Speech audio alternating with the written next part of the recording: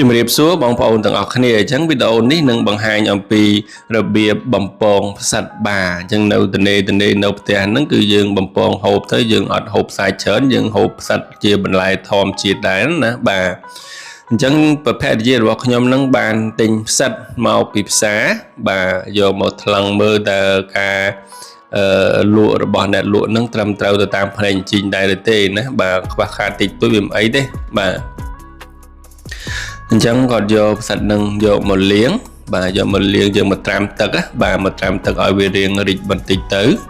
ហើយដើម្បីងាយស្រួលដល់យើងយកទៅបំពងផងដែរឥឡូវនេះយើងចាប់ផ្ដើមយកផ្សិតដែលយើងបានត្រាំនឹងយកមក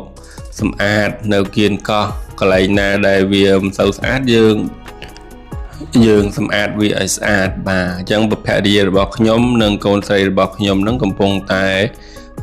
លាងសម្អាតឥឡូវហ្នឹងគឺភរិយារបស់ខ្ញុំគាត់កំពុងតែច្របាច់យកទឹកដែលអាផ្សិតនឹងវាជក់បាទជក់ទឹកយើងច្របាច់ឲ្យវាចេញទឹកមកឲ្យវារៀងស្ងួតបន្តិចឥឡូវហ្នឹងគឺយើងចាប់ផ្ដើមដាក់ខ្ទះដាក់ខ្លាញ់ឲ្យវាក្តៅអញ្ចឹងគណៈពេលដែលកំពុងដាក់ខ្ទះខ្លាញ់ហើយគឺយើងមកលាយគ្រឿងមានម្សៅបំពងស្ករប៊ីចេងទៅតាមដែលយើងចង់ដាក់អញ្ចឹងមកឥឡូវយើងយកទៅដាក់នៅក្នុងខ្ទះខ្លាញ់ដែលយើងបានដាក់ខ្លាញ់ឲ្យវាពុះឲ្យវាក្តៅហើយនោះយើងដាក់ទៅហើយមើលឃើញស្ថានភាពបែបនេះគឺគួរឲ្យចង់ញ៉ាំមួយឈ្ងុយណាបងប្អូនបាទនៅពេលយើងដាក់ទៅឈ្ងុយនឹងហើយតិចទៀតនៅពេលដែលបានញ៉ាំទៅគឺឆ្ងាញ់តែម្ដងឈ្ងុយឆ្ងាញ់ឥឡូវហ្នឹងវាចិត្តឆ្អិនហើយយើងដាក់ម្សៅបំពងនឹងវាតិចទៅអញ្ចឹងយើងអត់សូវឃើញអាម្សៅនឹងទេក៏តែវាស្រួយបាទស្រួយតែម្ដងហ្នឹងហើយឥឡូវនឹងខកធំក្លិនកូនប្រុសខ្ញុំដែលកំពុងតែរៀននៅខាងក្នុងនោះ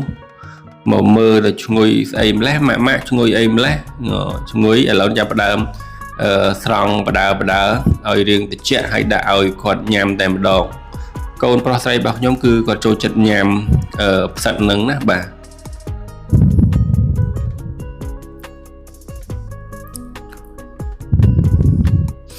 ឥឡូវនឹងយើងចាប់ផ្ដើមដួសវាបង្ហើយដើម្បីយកទៅឲ្យវា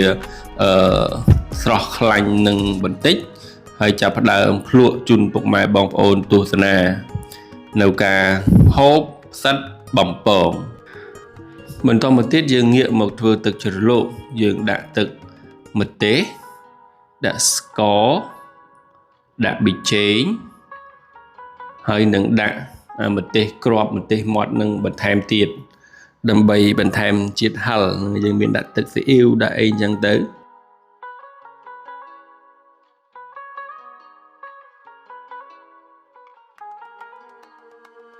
តមកទៀតយើងកូរវាបាទកូរវាឲ្យវាចូលជាតិគ្នាហើយយើងដាក់ផ្សិតដែលយើងបានបំពងនឹងចូលដូចយើងធ្វើក្លុកចឹងណាបាទដូចយើងធ្វើផ្សិតក្លុកឬក៏ជើងមាន់ក្លុកអីនឹងចឹងក្លុកឲ្យវាសព្វតែម្ដងបន្តមកទៀតភរិយារបស់ខ្ញុំនឹងភ្លក់នៅផ្សិតបំពងនេះជូនពុកម៉ែបងប្អូនទស្សនាកំសាន្តបាទឥឡូវមើលមាត់គាត់ពិសាគឺតំណងឆ្ងាញ់មែនតើបងប្អូនបាទអញ្ចឹងអរគុណច្រើនពុកម៉ែបងប្អូនដែលបានតាមដានទស្សនាវីដេអូនេះតាំងពីដើមដល់ចប់ក៏សូមជួយ Subscribe និង Share ម្នាក់មួយផងអរគុណច្រើន